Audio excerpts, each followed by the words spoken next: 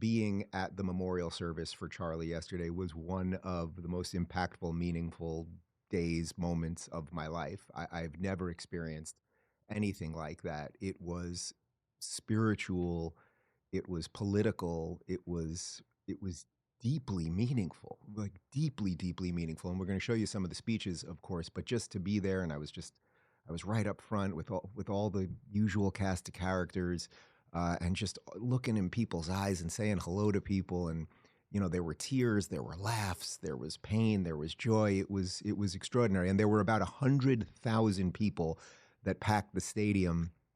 And on the way there, I took a car with Sage Steele and a couple other people, and we were on the way. And to get what was equivalent of just maybe 5 or 6 miles, it took us about 2.5 hours. There were people walking down the highway in the Phoenix 90+ degree heat. I mean, it was just an absolutely incredible day. So let's just dive right in. The memorial yesterday, as I said, in Phoenix, it was extraordinary. It was extraordinary. And I know you know that, because I know that most of you probably at least watched a portion, and it was viewed by millions and millions of people. But to be in that room was incredible. Elon Musk also showed up, and well, here's a nice moment. He was like a foot or two in front of us, and somebody just threw a camera right in his face, and he had this to say. Why was he killed?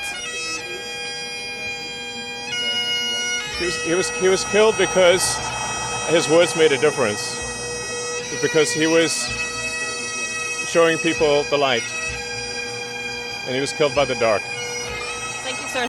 Yeah, it's kind of simple. It kind of sounds like it could have been a line out of Star Wars or Lord of the Rings or something, but it's true. He was showing people the light. He was fighting for what he believed in. He was not a bigot. He was not a racist. He was not any of those things. That did not mean you had to agree with him on everything philosophically or politically.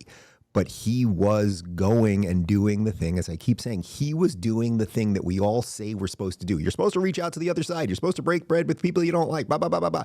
He was doing that more than anyone, and I include myself in that, and I'm someone that is in the same line of work that tries to do that, right? And I have no problem fully admitting that he did it better than anyone else. There's just no doubt about that. So it was great to see Elon there. And then really, as it pertains to Elon, this picture has gone mega viral, because this was really important. And I think when you talk about forgiveness, when you talk about bringing a tent together, take a look at this picture. This was up in the box, and the crowd went wild when they saw this. There's a little video of it also going around. But there is Trump and Elon, and they shook hands and they nodded at each other. And Elon posted the picture and said, "For Charlie," meaning let's put some of this stuff aside. Yeah, we burned real hot. We said some things about each other that we probably shouldn't have said.